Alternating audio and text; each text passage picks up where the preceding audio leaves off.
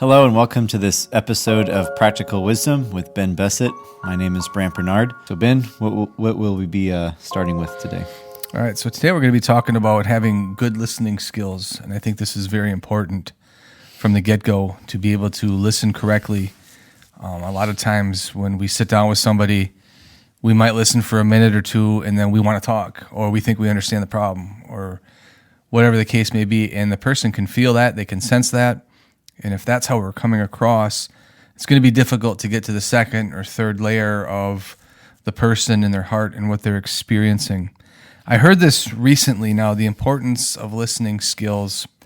A common question people might ask you is, if you only had a short time, let's just say an hour, to sit down with an atheist or to sit down with a skeptic or to sit down with somebody who is going through depression, and if you only had an hour, what would you say to them? And the response was, give me 50 minutes to listen, and then I'll talk the last 10 minutes. So what the point of the answer is you might understand some of the core concepts of what the person believes, but listening to how the person is saying what they're saying, why they're saying it, from their perspective, with their background, with their interpretation, specifically tailoring it for the individual in front of you. That's what the answer to that question is getting at. So what we want to do is when we're listening to people, we want to listen with discernment. And Proverbs 18 gives us this principle. Verse 13, it says, if one gives an answer before he hears, it's his folly and his shame. And then in verse 17, it says, the one who states his case first seems right until the other comes in and examines him. So we want to listen carefully, and we want to listen with discernment. We want to gather the correct amount of information. We don't want to make our decisions on too little of information. But then at the same time, we don't have to have an exhaustive understanding. But we want to get to the place where we have a general understanding of what is happening so we can make wise and discerning decisions. And we always have to keep in mind this. There's always going to be another side to the story. So we'll have one puzzle piece, but when you have the other puzzle piece, they fit together. And if we're just looking at one piece, no matter how genuine or how honest they're coming across, we're not doubting what the person is telling us, but we're hearing their interpretation of it. And if you hear the other side, you can kind of fit the pieces together. Now, it's not like we're accusing somebody of lying or trying to manipulate us. That can happen, which got to be careful. But one person's interpretation and then another person's interpretation, and right there you might have already the solution in front of you. They're just talking past each other. They're not necessarily seeing eye to eye. So from this then, after the listening, when we ask questions, we want to be specific and we want to be intentional. Specific questions reveal specific information. So the what type of questions give us a general overall description. What happened? What took place? The how questions gives us purpose. They give us intent. How did you react? When that was said to you, how were you feeling? What was going through your head? The why questions get to the heart and to the motivation. Why did you respond that way? Why do you think the person did what they did? Why do you think this happened to you at this point in your life? And the questions of how often and where, they reveal the patterns and they reveal the themes. So how often do you experience this? When do you experience this? When do you feel good about it? When do you feel bad? So all of these questions are specific, they're intentional, and they're open type questions. They're not yes-no questions. Yes-no questions are just easy to give a simple response. You're not really digging up the dirt. You're just kind of superficially going over the top. So these type of questions, when asked with genuine concern and care, they open up a person. A lot of times, even if a person comes, they're going to feel like they're in a box and they got to protect themselves and they have to keep their guard up. But these type of questions get a person thinking. They get a person examining. Maybe they have never been asked questions like this. So then now at the first time, they're actually thinking through their problem. They're thinking through what they're going through from angles that they have never thought about, and it brings out more from the person as you're talking. So then you want to leave room for the possibility of different types of interpretations.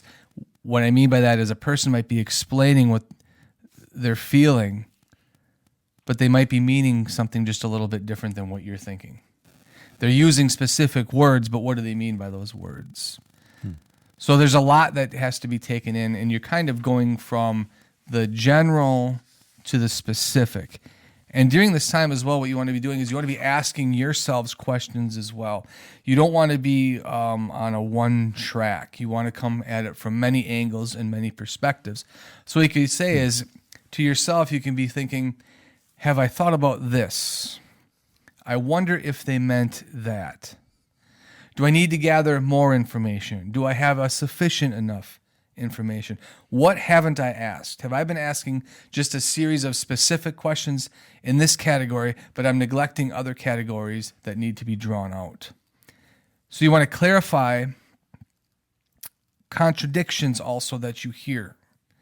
So if you're listening to the person and they say one thing, and then 5 minutes later they say another thing, you'll normally catch this because you're going to be like, you're building the picture, and then a contradiction comes up. And it's possible that they're lying, but they may not be, but it's possible that they are. So what you want to do if this comes up and you have a contradiction in the account that they're giving you is you don't want to challenge the person. You want to present the information. So you say, before you said the individual raised their hand to you, but now you're saying the person never threatened you. I'm kind of confused here. Can you explain that to me? You don't want to challenge them and confront them out front and saying that they're lying, but you're taking the information and you're sorting out any of the knots that get put in. You're making sure everything is smooth and that everything is understood. So is it, I'm practicing good listening. So is it, this conversation, is this a context of like someone has a problem and they're, or an issue and they're coming to you and they're not aware of it? Or is this is you as like a counselor, or how does this work? Like if I'm in church or something and a sister or brother comes up and says something to me, and this is what I would be practicing, these type of... Yeah. I'd say this works in any type of situation where you have a relationship. Okay. Where one person's sitting down with another person and they're just simply talking. Gotcha. They're telling you about something that they've experienced. This doesn't have to be in a formal counseling setting. This doesn't even have to be in an informal counseling setting. After church, when fellowship, somebody's coming up to you and they're saying, I had a rough week. And these listening skills apply to any time somebody is opening up to you and sharing what they've experienced. Yeah, it's helpful. Yeah. So you want to make sure that they stay on track when we're talking as well for the final point. Maintaining control. When you sit down and you talk to somebody, it's a serious moment. Some people can easily veer to the left, veer to the right, and you want to stay on track, on focus, on point. Allow a person to vent, give them some space. But when they're speaking, and if they get off to the left or get off to the right, or if it gets confusing, just simply say, okay, how does this relate to the overall picture? Can you help me understand that? And then a lot of times people are going to be, okay, no, I'm drifting. And because there could be many components to the problem that they're speaking to, and it can drift off into one of those components that aren't really central to the issue at hand. So when we're talking with people and we're listening, we want to make sure that we're staying on track and on target and on focus. So main thing, 4 things. First thing is to clarify what they have said, to repeat, to affirm, and to reaffirm. So is this what you meant? Could you repeat that to me again? So let's just make sure we have this understanding. This is what you've been saying. And as they're telling you things, okay, so what you're saying is this, and then they reaffirm. And that you're going through, and there's no slack in the line, and you're going through each scenario step by step to make sure you're on the same page. Yeah, so you're loving your neighbor, right? You're treating others the way you'd want to be treated. Right, because if you had an issue and you wanted to come to somebody and you really wanted them to listen, because this is heavy on your heart, you would want somebody to listen and not just go through the motions, not just allow you to speak without having any support behind that. Yeah. It's a real person. Yeah. They're dealing with something serious. You may not think the problem that they're sharing to you is serious, but they do.